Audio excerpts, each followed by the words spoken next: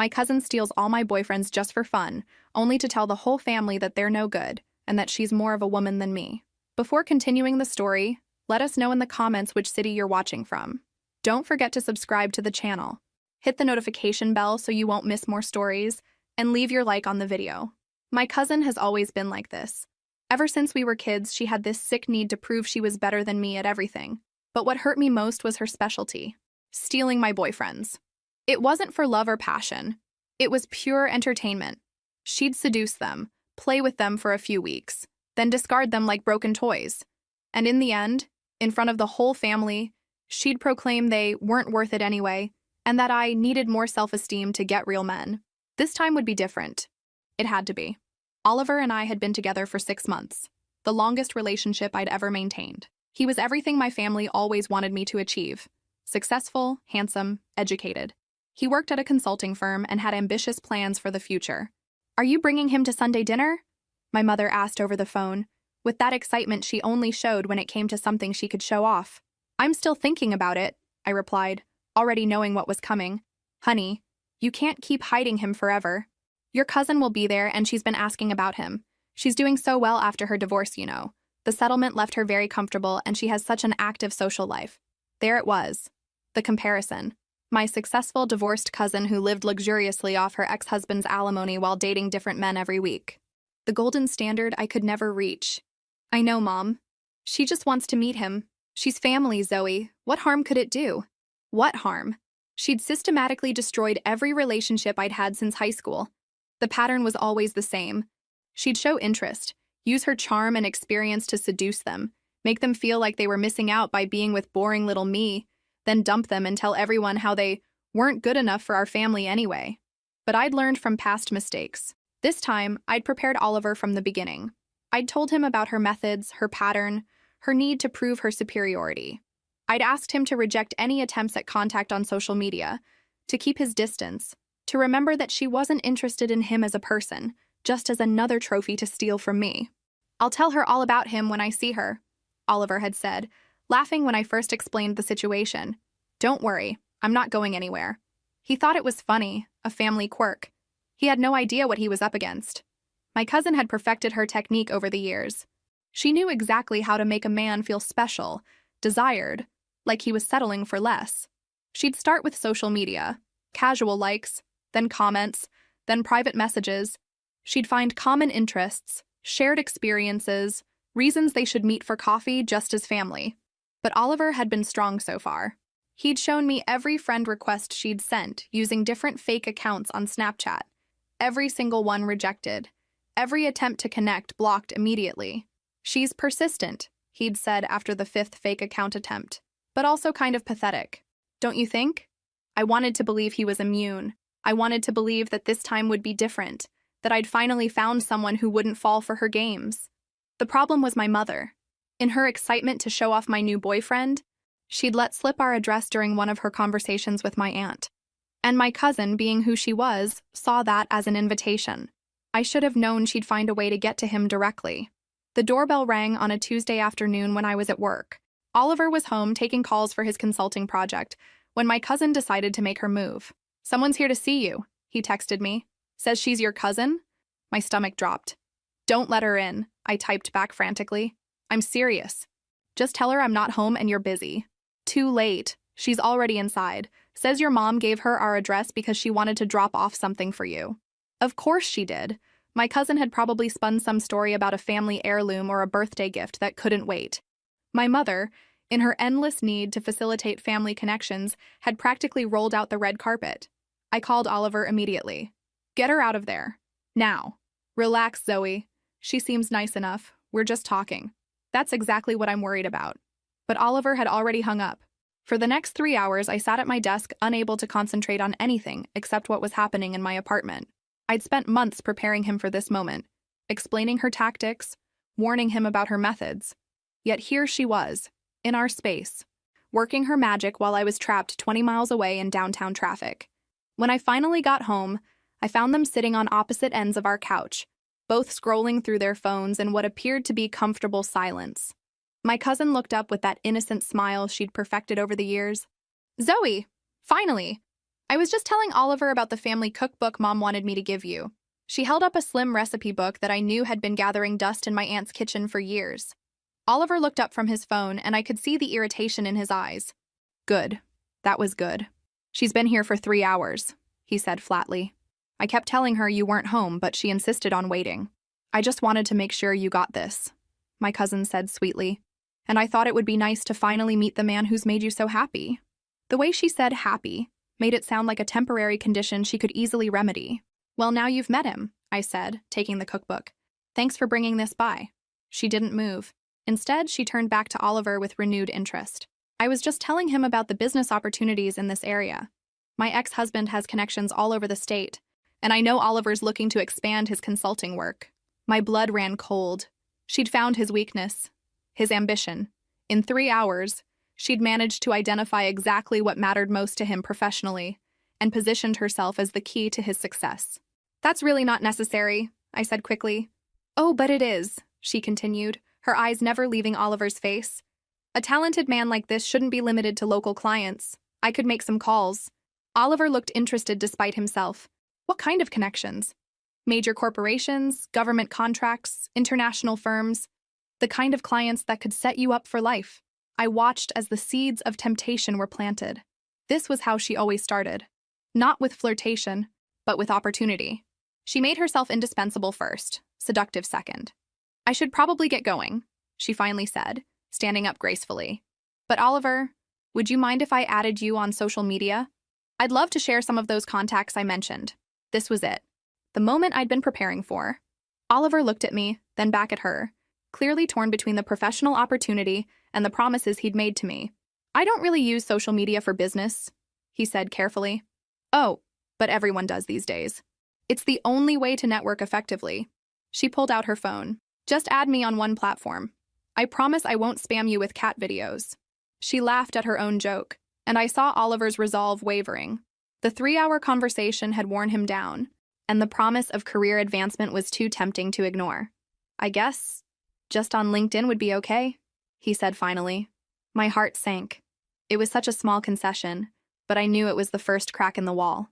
She'd gotten her foot in the door. Within a week, my cousin had become Oliver's unofficial business advisor. It started innocently enough. A LinkedIn message about a potential client, a shared article about industry trends. But soon, Oliver was mentioning her in conversations daily. Your cousin thinks I should consider expanding to the West Coast? She sent me this article about government contracting that's really interesting. Did you know she has an MBA from a top-tier school? Of course she did. My cousin collected credentials the way other people collected stamps. Not because she was passionate about them, but because they made her more impressive to her targets. The breaking point came during dinner at my parents' house 2 weeks later. Oliver had been reluctant to go, claiming work stress, but my mother had insisted. She wanted to show him off to the extended family, and my cousin would obviously be there. Oliver, my cousin exclaimed when we walked in, as if she hadn't been texting him daily. I was just telling Uncle Pete about your expansion plans. My father looked impressed. Expansion plans? It's just an idea, Oliver said modestly, but I could see he was pleased by the attention. Oh, it's much more than that, my cousin continued. I've already reached out to 3 potential investors from my network. Oliver, did you get my message about the meeting next week? Meeting? This was the first I'd heard of any meeting. What meeting? I asked. Just a casual introduction, my cousin said smoothly. Nothing formal, but when opportunity knocks. She let the sentence hang in the air while the whole family looked at Oliver with new respect. Here was someone who was making things happen, taking action, building something bigger than himself, and my cousin was the one making it possible. After dinner, I cornered Oliver in the parking lot. Since when are you having business meetings with my cousin? It's not like that, Zoe. She's just trying to help. Help with what? Exactly? You've been doing fine on your own. Fine isn't enough anymore. The market is changing, and if I don't adapt, I'll get left behind. He ran a hand through his hair, frustrated. Look, I know you have issues with your cousin, but this is business. Personal feelings can't interfere with professional opportunities. Personal feelings? She systematically destroyed every relationship I've ever had. Maybe those guys just weren't strong enough to resist temptation, he said coldly. Maybe they were looking for an excuse to leave anyway. The words hit me like a slap. This was exactly what she did. She made them question not just their relationship with me, but me as a person. She made them feel like they were settling, like they deserved better, like I was holding them back. So that's what you think? That I'm holding you back? Oliver's expression softened slightly. No, that's not what I meant. I think you're being paranoid.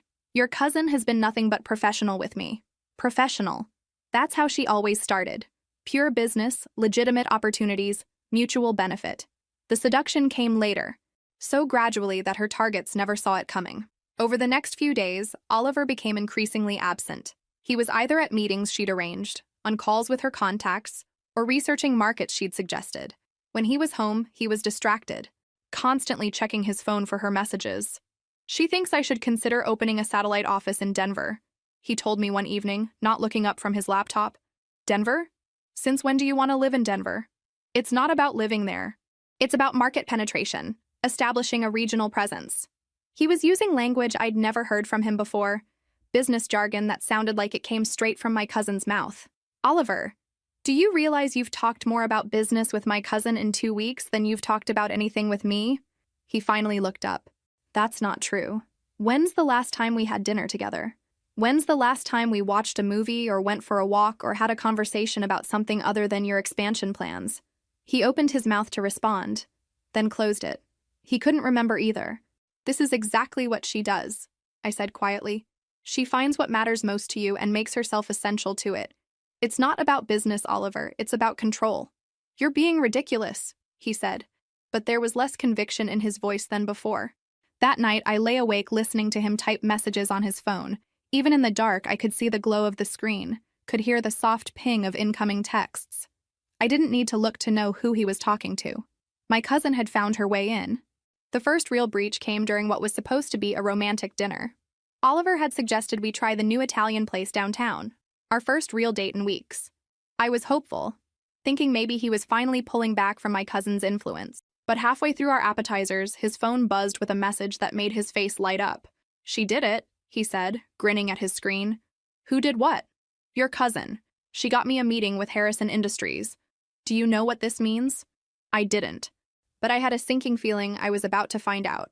Harrison Industries is one of the biggest consulting contracts on the East Coast. They've been looking for a strategic planning partner for their expansion into emerging markets. He was talking faster now, animated in a way I hadn't seen in months. Your cousin's ex-husband used to work with their CEO. She reached out personally and vouched for me. She vouched for you? She barely knows your work.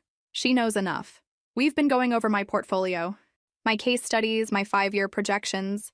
He paused, noticing my expression. What's wrong? This is good news, Zoe. This could change everything for me. How often have you been talking to her about your portfolio? I don't know. Every day, I guess. She's been incredibly helpful with strategy and presentation. Every day. While I'd been working late trying to give him space to focus on his business, he'd been spending hours each day sharing his dreams and ambitions with the woman who'd made a sport of destroying my happiness. Oliver, doesn't it strike you as strange that she's suddenly so invested in your success? Maybe she just wants to help family, he said. But he was already looking back at his phone, typing a response. We're not family. She's my cousin, not yours. Well, maybe she wants to help because you're important to me. The words should have been reassuring, but the way he said them, distracted, automatic, made them feel hollow. Over the next week, Oliver threw himself into preparing for the Harrison Industries meeting with an intensity that bordered on obsession. My cousin was his constant companion in this effort, available at all hours to review presentations, suggest revisions, and boost his confidence. She really understands the corporate mindset, he told me one evening as he practiced his pitch. She knows how these people think, what they want to hear. And what do they want to hear? Vision, innovation, someone who's not afraid to think big and take risks. I listened to him rehearse the same presentation 3 times, each iteration sounding more like something my cousin would say and less like something Oliver would naturally express. She was reshaping not just his business approach, but his entire professional identity. The night before the meeting, she called to wish him luck. I could hear her voice through the phone from across the room, warm, encouraging, confident. You're going to be amazing tomorrow, she said. Just remember what we talked about regarding the quarterly projections, and don't undersell your international capabilities. International capabilities? Oliver had never worked internationally, but somehow, in the span of 3 weeks, my cousin had convinced him he was ready for global consulting contracts. After he hung up, Oliver seemed nervous for the first time. What if I can't deliver on what I'm promising? Maybe you shouldn't promise things you can't deliver. That's not how business works, Zoe. Sometimes you have to stretch to reach the next level. And if you fall, then I fall. But at least I tried. He was right, of course. Ambition required risk. But I couldn't shake the feeling that my cousin wasn't pushing him toward success. She was pushing him toward dependence. Every opportunity she created, every contact she provided, every piece of advice she offered made him more reliant on her judgment and less confident in his own. The Harrison meeting went well. Too well, perhaps. Oliver came home that evening more excited than I'd ever seen him. They want to move forward, he said, spinning me around the kitchen. Not just with one project, but with a whole package deal. Your cousin was right. They're looking for someone who can handle multiple markets simultaneously. That's wonderful, I said, trying to match his enthusiasm. There's just one thing, he continued, his smile faltering slightly. They want to meet with your cousin directly. They're interested in her consulting on the cultural adaptation components. My stomach dropped. What does that mean? It means she'd be working with me on this. As a partner, essentially. A partner. She'd managed to insert herself not just into his decision-making process, but into his actual business. She'd become indispensable to his biggest opportunity, ensuring that he couldn't succeed without her. Oliver, do you see what's happening here? What do you mean? She's making herself essential to your career. Every success you have will be tied to her. Every decision you make will require her input. You're being paranoid again. Am I? Or am I seeing clearly for the first time? But Oliver was already back on his phone, texting her the good news. And I realized that somewhere in the past month, I'd lost him completely. Not to another woman, but to the promise of a bigger, better version of himself that only she could deliver. The trap was complete. Oliver left for his first business trip with Harrison Industries on a Monday morning in March. What was supposed to be a 3-day trip to assess potential markets in the Southeast turned into a week-long expedition that somehow required my cousin's constant presence. She knows the regional demographics better than anyone, Oliver explained during our first video call that evening. Harrison specifically requested her input on cultural integration strategies. Behind him, I could see her in what appeared to be a hotel business center, papers spread across a conference table, looking every bit the successful consultant she'd reinvented herself to be. "Hi, Zoe," she called out, waving at the camera with false cheerfulness. "We're just wrapping up our analysis of the Atlanta market. Oliver's ideas are so innovative." Our call lasted 10 minutes. Her voice in the background lasted the entire time. By Wednesday, I'd stopped expecting evening calls. When Oliver did call, it was during lunch breaks or early morning coffee runs, brief conversations squeezed between meetings and strategy sessions. My cousin was always somewhere in the frame. At the next table, in the hotel lobby, walking beside him as he talked. "How's the trip going?" I asked during one particularly short call. "Really well. Your cousin has been incredible. She set up meetings with 3 potential client bases I never would have considered." "That's great." I tried to keep the bitterness out of my voice. "When are you coming home?" "That's actually what I wanted to talk to you about. We're getting such good feedback here that Harrison wants us to extend the trip through the weekend, maybe even into next week." "Us?" "The consulting team, your cousin and me." The consulting team. They'd become a unit, a professional partnership that apparently worked so seamlessly that Harrison Industries wanted to extend their collaboration indefinitely. "Oliver, you've been gone for 3 days. We had dinner plans this weekend." "I know, and I'm sorry. But this is the opportunity we've been working toward. I can't walk away now." "We." He said we, but he meant him and my cousin. I'd become a third party in my own relationship. The extended trip became 2 weeks. Then 3. Oliver would call sporadically, usually with updates about their successes. New clients secured, contracts signed, expansion plans approved. My cousin had successfully positioned herself not just as his business partner, but as the architect of his professional transformation. "The Harrison people love her," Oliver told me during one of our increasingly rare conversations. "She's so polished, so strategic. She really knows how to present ideas in a way that gets results." "And what about us? What about our relationship?" "What do you mean?" "I mean you've been gone for 3 weeks. Oliver, you call maybe every other day, and when you do, it's to tell me about business meetings and client presentations. When was the last time we talked about anything personal?" There was a long pause. "I'm building something here, Zoe. This is bigger than anything I've ever done before. With her. With Harrison Industries. Your cousin is just..." She's a valuable team member. Team member. That's what I'd been reduced to in his mind.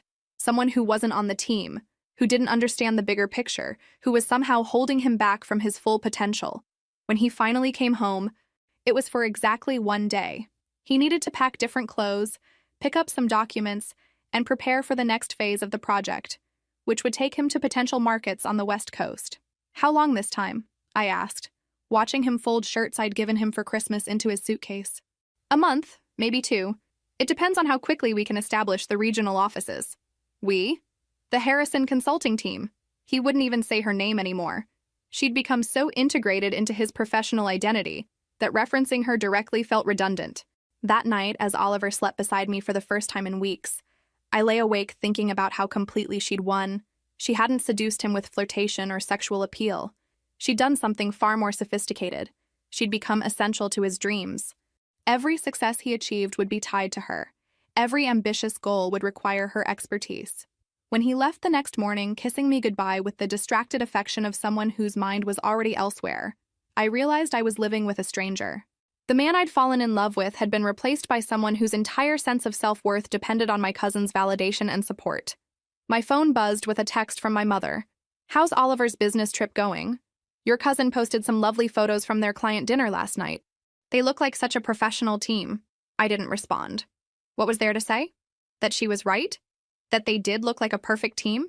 That somewhere between helping him achieve his dreams and supporting his ambitions, my cousin had managed to steal another boyfriend without him even realizing he was being stolen?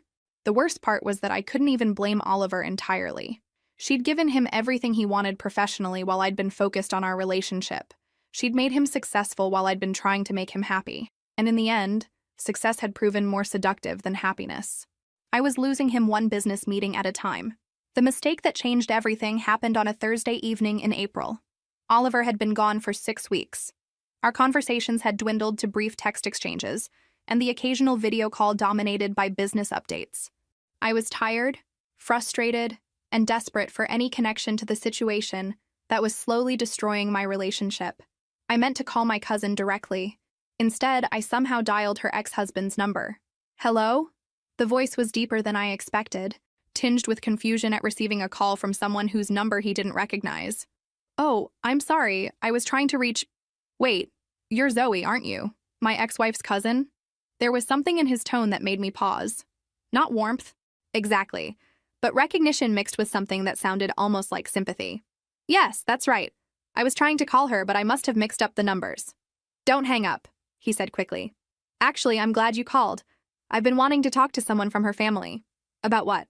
"About what she's really up to these days. With this business consulting thing." My heart started beating faster. "What do you mean?" "Look, I don't know you well, but I know her. And I know she doesn't give a damn about anyone's business success unless there's something in it for her personally." He paused.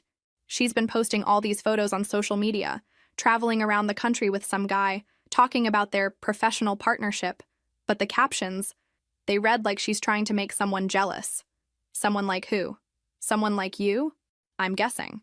She always did get a kick out of stirring up family drama. The conversation lasted 20 minutes. Her ex-husband told me things I'd suspected but never confirmed. How she'd always needed to be the center of attention. How she'd sabotaged his relationships with friends and family. How she'd used his business connections not to help him succeed, but to control him. "She doesn't want your boyfriend, Zoe. She wants to prove she can take him. There's a difference." After we hung up, I sat in my apartment staring at the phone, processing what I'd learned. My cousin wasn't building a business partnership with Oliver. She was building a dependency. And once he was completely reliant on her professionally, she'd destroy him the same way she'd destroyed every other man who'd gotten too close to something she wanted. I was still sitting there when my door opened and my cousin walked in, clearly intoxicated and angrier than I'd ever seen her. "You called him," she said without preamble. "My ex-husband, he told me. I was trying to call you." "Bullshit." She dropped her purse and faced me with the kind of cold fury that comes with too much wine and too much truth. "You wanted to know what I was really doing with your precious Oliver. And what are you really doing?" She laughed, but it wasn't a pleasant sound. "What I always do, cousin. What I've always done better than you. Which is? Taking what you want and making it mine. The mask of professionalism, of family loyalty, of helpful concern dropped completely. You think I give a damn about Harrison Industries? About Oliver's little consulting dreams? I'm doing this because you actually thought you could keep him away from me. He's not a game. Everything's a game. Zoe. And you always lose.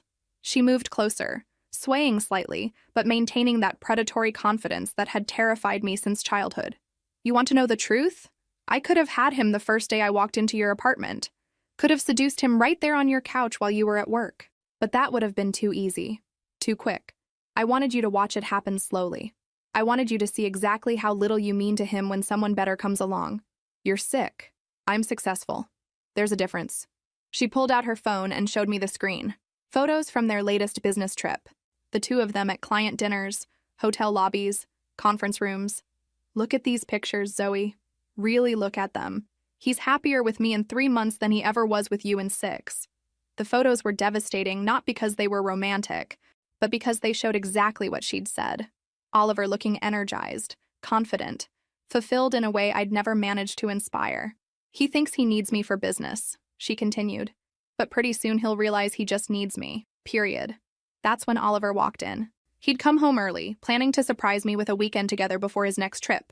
Instead, he walked into a scene that laid bare everything that had been happening behind his back. My cousin's expression changed instantly, the drunken honesty replaced by calculating damage control. But it was too late.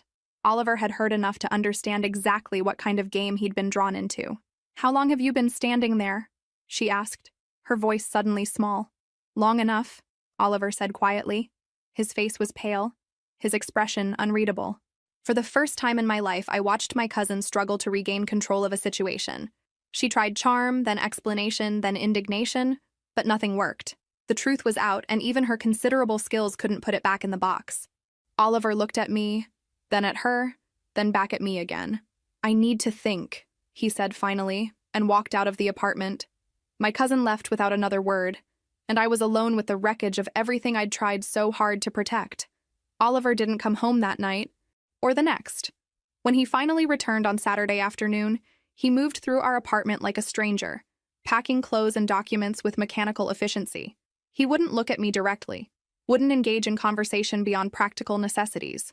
"Where are you going?" I asked, watching him fold shirts into his suitcase. "Hotel downtown. I need space to think." "Oliver, we should talk about what happened." "What's there to talk about?" His voice was flat, emotionless. "Your cousin played me, and I let her. End of story." "That's not the end of the story. That's the beginning of us figuring this out together." He stopped packing and finally looked at me. His eyes held something I'd never seen before. Not anger, but disappointment so profound it felt like a physical blow. Zoe, she didn't just manipulate me professionally. She made me question everything about our relationship. Every conversation I had with her was designed to make me feel like I was settling for less, like I deserved better, like you were holding me back from my potential. But you know that's not true, do I? He sat heavily on the bed. For 3 months, I felt more excited about my future than I ever had before. More confident, more ambitious, more alive. And it was all built on a lie designed to hurt you. The worst part was that I could see his point. My cousin hadn't just stolen him. She'd given him a version of himself that felt bigger, stronger, more successful than the man who'd been content with our quiet relationship. So what happens now? Now I have to figure out who I actually am when I'm not being manipulated by someone with an agenda. He closed his suitcase. And I can't do that here. Over the next 2 weeks, Oliver became a ghost in my life. He'd text occasionally, brief, polite messages about picking up mail or retrieving belongings. But the man who'd once called me during lunch breaks just to hear my voice had vanished completely. I tried reaching out, suggesting coffee dates or dinner conversations. Each attempt was met with the same response. He needed more time, more space, more distance from the situation that had consumed his life for months. The irony was devastating. My cousin had succeeded in destroying our relationship without even keeping him for herself. Her drunken confession had exposed her game, but the damage was already done. Oliver couldn't separate his feelings for me from his humiliation at being manipulated, and I couldn't compete with the memory of how powerful she'd made him feel. "I think we should meet his parents," I suggested during one of our rare phone calls, grasping for anything that might reconnect us to what we'd had before she'd entered our lives. "That's not a good idea right now." "Why not? We've been together for 8 months. It feels like the natural next step." "Zoe, There was something final in his tone that made my stomach drop. I don't think there are going to be any next steps. The conversation I'd been dreading finally came on a Tuesday evening in May. Oliver called while I was making dinner for one, going through the motions of normal life while waiting for a resolution that was never going to come. "I've been offered a position in Seattle," he said without preamble. "Seattle? It's with a firm that specializes in international consulting. Nothing to do with Harrison Industries or anyone associated with that situation. Anyone associated with that situation." He couldn't even say my cousin's name anymore. "When?" "I leave next week." "Oliver, you don't have to move across the country to get away from her." "I'm not moving to get away from her. I'm moving to get away from the person I became when I was with her. And unfortunately, that includes getting away from you." The words hung in the air between us, final and irreversible. "So that's it? 8 months together and you're just going to disappear?" What we had was real, Zoe. But it got poisoned by something bigger than both of us. And I don't know how to fix that. Every time I look at you, I'm reminded of how easily I was manipulated, how quickly I abandoned what we had for the promise of something better. That wasn't your fault, wasn't it? She didn't force me to prioritize business over our relationship. She didn't make me ignore your concerns or dismiss your feelings. She just showed me what I wanted, and I chose it over you. There was nothing I could say to that because it was true. My cousin had been the catalyst, but Oliver had made his own choices every step of the way. After we hung up, I sat in my kitchen surrounded by the remnants of the life we'd built together. His coffee mug still in the dish drainer, his favorite cereal still in the pantry, his spare phone charger still plugged in beside the bed. My cousin had won again, but this time, the victory was hollow. She'd destroyed what we had, but she hadn't gained anything in return except the satisfaction of proving once more that she could take whatever she wanted from me. I was alone, but for the first time, so was she. 3 weeks after Oliver left for Seattle, I was sitting alone in Morrison's cafe downtown, staring at an untouched latte and trying to summon the energy to face another day. The cafe had become my refuge, a place where I could disappear into the background noise of other people's conversations and avoid the oppressive silence of my empty apartment. "Excuse me, but you look like you could use this more than I can." I looked up to find a man standing beside my table, holding out a small wrapped chocolate. He was probably in his early 30s, with kind eyes and the sort of genuine smile that made you immediately trust him. "I'm sorry?" "The chocolate. It's from the bakery next door. Supposedly the best thing they make. You just look like you're having the kind of day that calls for emergency chocolate." Despite everything, I found myself almost smiling. That obvious? Huh? I'm something of an expert in recognizing when someone needs a pick-me-up. "May I?" He gestured to the empty chair across from me. I nodded, grateful for any distraction from my own thoughts. He sat down and extended his hand. "I'm Alex." "Zoe." I unwrapped the chocolate, which was indeed exceptional. "Thank you. You're right. It's been a rough few weeks. Want to talk about it?" Sometimes it helps to tell a stranger. There was something genuinely compassionate about him. None of the performative concern I'd grown accustomed to from well-meaning friends and family. Before I knew it, I was telling him everything. About Oliver, about my cousin, about the systematic destruction of yet another relationship I'd actually cared about. Alex listened without judgment, asking thoughtful questions that showed he was really hearing what I was saying. For the first time in months, I felt like someone understood the complexity of what I'd been through. "Your cousin sounds like a piece of work," he said when I finished. "But honestly, it sounds like your boyfriend wasn't strong enough for you anyway." "That's kind of you to say." "I'm not being kind. I'm being honest. Anyone who can be manipulated that easily, who can throw away a good relationship for the promise of professional advancement, you're better off without him." We talked for another hour about everything except my relationship drama. Alex was funny, intelligent, and refreshingly direct. He ran his own marketing consultancy, had traveled extensively, and shared my love of old movies and terrible reality TV shows. For the first time in weeks, I found myself laughing. "Zoe?" The voice behind me made my blood run cold. I turned to find my cousin standing there, but she looked different somehow. Less polished, less confident, almost nervous. "Hi," I said carefully. "I didn't expect to see you here." But my cousin wasn't looking at me. She was staring at Alex with an expression I'd never seen on her face before. Something that looked almost like fear. "Hello, Rebecca," Alex said quietly, his entire demeanor changing. The warmth disappeared from his voice, replaced by something cold and distant. I didn't know you were back in town," my cousin said, and I realized she was actually stammering. Rebecca, who had never been caught off guard by anything in her entire life, was completely flustered. I've been back for a few months, Alex replied. Not that it matters. The tension between them was so thick I could practically touch it. My cousin, Rebecca, apparently, looked like she wanted to flee, but also like she couldn't bear to leave without saying something. Alex, I don't. His voice was firm but not angry, just final. We have nothing to discuss. But Rebecca, we have nothing to discuss, he repeated, turning back to me as if she wasn't there.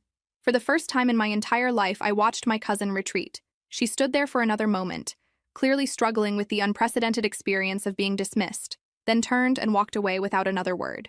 I stared after her, stunned. Well, Alex said, taking a sip of his coffee as if nothing had happened. That was unexpected. You know my cousin? Used to. A long time ago. He looked at me with a mixture of amusement and something else I couldn't identify. I take it she didn't mention me? Should she have? Probably not. Ancient history and all that. But there was something in his eyes that suggested it wasn't quite as ancient as he was pretending. Alex, what just happened here? He was quiet for a moment, studying my face. Let's just say your cousin and I have a history. And unlike your ex-boyfriend, I learned a long time ago that some people aren't worth the trouble they cause. What kind of history? The kind that taught me everything I need to know about women who make a sport of hurting other people. He reached across the table and squeezed my hand gently. But that's a story for another day. Right now, I'm more interested in making sure you're okay. As we left the cafe together, I couldn't stop thinking about the look on my cousin's face. For the first time in my life, I'd seen her completely out of control, completely powerless. And somehow, that felt like the beginning of something new. Alex and I met for coffee again the following week. This time, I was the one who suggested it. I've been thinking about what happened at Morrison's, I said as we settled into a corner booth at a different cafe across town. About you and my cousin. I figured you might be. Will you tell me about it? Alex was quiet for a long moment, stirring sugar into his coffee with deliberate precision. We dated in high school. For about 2 years, actually. Seriously? Dead serious. She was Rebecca Martinez then. Hadn't married into the fancy surname yet. We were both ambitious kids from working-class families, making big plans for the future. I tried to picture my polished, sophisticated cousin as a teenager with big dreams and a working-class background. It didn't compute with the woman who'd spent the last decade living off her ex-husband's alimony. What happened? What always happens with Rebecca. Someone better came along. Alex's voice was matter-of-fact, but I caught the hint of old pain underneath. Senior year, she met this guy whose father owned a construction company. Nothing glamorous, but steady money and good prospects. She decided I was a risk she couldn't afford to take. She left you for her ex-husband? Bingo. Dropped me 2 weeks before prom to go with him instead. Spent the rest of senior year making sure everyone knew she'd upgraded.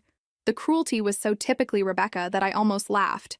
Instead, I felt a surge of anger on behalf of the 18-year-old boy who'd been discarded like an outdated accessory. I'm sorry. That must have been devastating. At the time, yes. Now? He shrugged. Best thing that ever happened to me. Taught me early that some people will always choose security over authenticity, status over substance. Saved me from making the same mistake twice. Is that why you were so cold to her at Morrison's? I wasn't cold. I was indifferent. There's a difference. Alex leaned back in his chair. Rebecca only has power over people who want something from her. The moment you stop caring what she thinks or what she can offer, she becomes irrelevant. Over the next few weeks, Alex and I fell into an easy friendship. We'd meet for coffee, go to movies, take long walks through the city. He was everything Oliver hadn't been. Present, attentive, genuinely interested in who I was rather than who I could help him become. What I didn't expect was how much my friendship with Alex would affect my cousin. She started showing up everywhere we went. If we were at Morrison's, she'd arrive 10 minutes later. If we went to the art museum on Saturday, she'd be there on Sunday, posting photos on social media of herself, enjoying the same exhibits. If Alex mentioned liking a particular restaurant, she'd check in there the next day. She's following us, I told Alex after the 4th suspicious encounter in 2 weeks. I noticed. Doesn't it bother you? Not particularly. She's not following us, Zoe. She's following me, and frankly, it's kind of pathetic. He was right. My cousin's behavior had taken on a desperate quality I'd never seen before. Gone was the cool confidence, the calculated manipulation. Instead, she seemed genuinely panicked by Alex's complete lack of interest in her. The situation came to a head during our 6th week of friendship. Alex and I were having dinner at a small Italian place when my cousin appeared at our table, uninvited and visibly determined. "Mind if I join you?" she asked, already pulling out a chair. "Actually, we do mind," Alex said calmly, not looking up from his pasta. "I was hoping we could talk, clear the air." "The air is perfectly clear." "Alex, please. We have history. That has to count for something." Finally, he looked at her directly. "You're right. We do have history. You chose someone else because he had better financial prospects, then spent the next 15 years proving that you made decisions based on what people could do for you, rather than who they actually were. That history is exactly why we have nothing to talk about now." My cousin's face flushed. "That's not fair. We were kids. People change. Some people change. You became more of who you always were. I made mistakes. You made choices. And now I'm making mine." Alex turned back to his dinner. "Enjoy your evening, Rebecca." She sat there for another moment, clearly struggling with the unfamiliar experience of being dismissed. Then she stood abruptly and left without another word. "Wow," I said after she was gone. "Sorry about that. I probably should have handled it more diplomatically." "Are you kidding? That was the most beautiful thing I've ever seen." I realized I was grinning. No one has ever been immune to her before. No one has ever just not cared. "It's not that I don't care," Alex corrected. "It's that I learned a long time ago that caring about Rebecca's opinion is a waste of emotional energy. She only respects people she can't manipulate, and she only wants what she can't have." Is that what this is? She wants you because you don't want her? Probably. But that's her problem, not mine. As we walked back to my apartment that evening, I found myself seeing my cousin differently for the first time. Not as an all-powerful force of destruction, but as a person whose entire sense of self-worth depended on other people's validation. Alex's indifference wasn't cruel. It was liberating. It showed me that her power was an illusion that only worked on people who chose to give it to her. "Thank you," I said as we reached my building. "For what?" "For showing me that she's not actually invincible." Alex smiled. "She never was, Zoe. She just convinced everyone, including you, that she was." For the first time since Oliver had left, I felt something like hope. Something shifted in me after that dinner. Maybe it was seeing my cousin powerless for the first time, or maybe it was Alex's quiet confidence rubbing off on me. Whatever it was, I decided to stop letting other people's drama define my life. I threw myself into work with an intensity I'd never had before. For years, I'd coasted at my job at a mid-sized marketing firm, doing good work but never pushing for more responsibility or recognition. I'd been too focused on my relationships, too worried about other people's opinions, too afraid of standing out in case it made me a target. But watching Alex dismiss my cousin's manipulation so effortlessly had shown me something important. The only power other people had over me was the power I gave them. "I want to pitch the Hartwell expansion project," I told my supervisor during our monthly meeting in June. "That's a pretty big undertaking for someone at your level." "Which is exactly why I should be the one to do it. I have fresh perspective and enough experience to execute well." My supervisor looked surprised. In 3 years at the company, I'd never volunteered for high-profile projects or pushed for advancement. I'd been content to do my assigned work and go home. "What's changed, Zoe?" "I have. I spent the next month developing a comprehensive strategy for expanding our services into the nonprofit sector. It required research, market analysis, and the kind of strategic thinking I'd never challenged myself to do before. But for the first time in my career, I was genuinely excited about something I was creating. Alex helped, not by doing the work for me, but by asking the right questions and encouraging me to trust my instincts. "You're really good at this," he said one evening as we reviewed my presentation over Chinese takeout in my apartment. "I'm surprised by how much I'm enjoying it." "Why surprised?" "I guess I never thought of myself as particularly ambitious." "Maybe you just never had the space to be ambitious before." He was right. Between managing my cousin's interference and trying to maintain relationships that were constantly under attack, I'd never had the mental or emotional energy to focus on my own goals. The Hartwell presentation went better than I'd dared to hope. Not only did my supervisor approve the project, but the partners were so impressed that they offered me a promotion to senior account manager with the responsibility of leading the entire nonprofit division. "This is incredible," I called Alex immediately after the meeting. "They're giving me a team, a budget, everything." "Congratulations, but I'm not surprised. You've been working toward this for months." "I've been working toward this for years without realizing it." That weekend, Alex and I celebrated at a rooftop bar downtown. As we watched the sunset over the city, I felt more like myself than I had in years. "Can I ask you something?" I said. "How did you know? When we met at Morrison's, how did you know I needed someone to believe in me?" Alex was quiet for a moment. "Because I recognized the look. It's the same look I had when Rebecca discarded me senior year.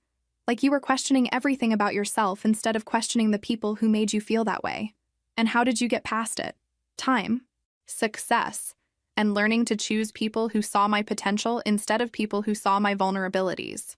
Over the next few weeks, my cousin's attempts to regain relevance became increasingly desperate. She started calling me directly, something she hadn't done in years, wanting to catch up and hear about my new job. When I didn't return her calls, she showed up at my office. "I heard about your promotion," she said, appearing at my desk one afternoon. "Congratulations." "Thank you." I didn't look up from my computer. "I was hoping we could have lunch. Talk about some opportunities I might be able to connect you with." The old me would have been tempted. The promise of connections, of advancement, of validation from someone whose approval I'd always craved. But the new me recognized the pattern immediately. "I appreciate the offer, but I'm pretty busy with my new responsibilities. I understand you've been spending time with Alex." There it was. The real reason for her visit. "I've been spending time with a friend, yes. Zoe, I know you're probably still upset about the Oliver situation, but I hope you realize that Alex he's not the man he appears to be." I finally looked up at her. "And what kind of man does he appear to be? Successful, stable, someone you can count on, and he's not those things?" My cousin shifted uncomfortably. "He's complicated. Our history is complicated. Your history is that you chose someone else because you thought he had better prospects, and now you can't stand that he's successful without needing you." The words hung between us, and for a moment, I saw something like recognition flash across her face. "That's not what happened, isn't it?" She left without answering, and I realized something profound had shifted. For the first time in our entire relationship, I had been the one in control of the conversation. I had been the one who saw through the manipulation and called it out directly. That evening, Alex and I had dinner at his apartment for the first time. It was a beautiful space, modern but warm, filled with art and books and the kind of thoughtful details that spoke to someone who'd built a life rather than simply acquired one. "This is lovely," I said, looking around. "Thanks. I bought it last year after my company went international." International? We opened offices in London and Toronto. Nothing huge, but growing steadily. I realized how little we'd talked about his work, how much our conversations had focused on everything else. Unlike Oliver, Alex never seemed to need external validation for his success. "I've been so focused on my own career stuff that I never asked much about yours. I prefer it that way. Honestly. Success is more meaningful when it doesn't require an audience." As we cooked dinner together, I found myself thinking about how different this felt from any relationship I'd ever had. There was no competition, no insecurity, no need to prove anything to anyone. Just two people who genuinely enjoyed each other's company. "Your cousin came to see me yesterday," Alex said casually as we sat down to eat. "At my office. She wanted to discuss mutual business opportunities." I laughed despite myself. "Let me guess. She has connections that could help your international expansion?" "Something like that." She seemed surprised when I told her I wasn't interested in shortcuts. "What did you tell her?" "The truth. That I'd rather succeed slowly on my own terms than quickly on someone else's." It was such a simple philosophy, but it represented everything my cousin had never understood about building a genuine life versus building an impressive facade. For the first time, I was with someone who valued authenticity over advancement, and it was changing everything about how I saw myself and what I wanted from the future. The confession came on a Thursday evening in August, 3 months after we'd met at Morrison's Cafe. Alex and I were walking through the botanical gardens downtown, something that had become our weekly tradition. The summer air was warm and heavy with the scent of blooming jasmine, and for once we weren't talking about work or my cousin or anything complicated, just enjoying each other's company in comfortable silence. "Zoe," Alex said as we stopped beside the fountain at the center of the garden, "there's something I need to tell you." Something in his tone made me look at him more carefully. He seemed nervous, which was unusual for someone who'd always been so steady and sure of himself. "What is it?" "I'm falling in love with you." The words hung in the air between us, simple and honest and completely without pressure. He wasn't asking me to say it back or demanding immediate reciprocation. He was just telling me the truth. "Alex, you don't have to say anything right now," he continued quickly. "I know you're still processing everything that happened with Oliver. still figuring out who you are when you're not defending yourself against other people's manipulation. I just wanted you to know where I stand. I stared at him, overwhelmed by the directness of it. No games, no strategic timing, no hidden agendas. Just a man telling a woman how he felt and giving her space to figure out how she felt in return. Can I ask you something? Why now? Why tell me this now? Alex smiled. Because hiding it was starting to feel dishonest. And dishonesty is what destroyed every other relationship you've had. I figured if we were going to build something real, it should be based on truth from the beginning. Over the next few weeks, I found myself thinking about Alex's words constantly, not because I felt pressured to respond, but because they'd opened up a space in my mind where I could examine my own feelings without fear or urgency. The truth was, I had been falling in love with him too, but it felt so different from what I'd experienced with Oliver or any of my previous relationships. There was no anxiety, no constant worry about whether I was enough or whether someone better would come along. There was just the steady, growing certainty that this person understood me and valued me exactly as I was. My breakthrough came during a particularly successful week at work. The nonprofit division I was leading had just secured our biggest client yet, and I was feeling more confident and accomplished than ever before. As I sat in my office reviewing contracts and planning strategy sessions, I realized that for the first time in my adult life, I felt complete on my own. That was when I knew I was ready to love someone else. Not from a place of need or insecurity, but from a place of wholeness and choice. I called Alex that evening. Can you come over? I have something I want to tell you. He arrived with Chinese takeout, and that gentle smile that had first drawn me to him months ago. So, he said as we settled on my couch with containers of lo mein and sweet and sour chicken. What's on your mind? I love you too. The words came out naturally, without drama or fanfare. Just a simple statement of fact that felt as comfortable as breathing. Alex set down his chopsticks and looked at me with an expression of such genuine happiness that it took my breath away. Yeah. And I wanted to tell you because hiding it was starting to feel dishonest. He laughed and pulled me into his arms. And for the first time in my life, I felt like I was exactly where I belonged. Our relationship developed slowly and naturally from there. No rush to define things or make grand gestures or prove anything to anyone. We simply enjoyed being together. Whether we were working late at our respective offices, exploring new restaurants, or spending quiet evenings at home reading and talking about our days. The most surprising thing was how little my cousin factored into our happiness. She'd made a few more attempts to insert herself into our lives, showing up at places we frequented, trying to orchestrate accidental encounters. But her behavior had taken on such a desperate quality that it was more sad than threatening.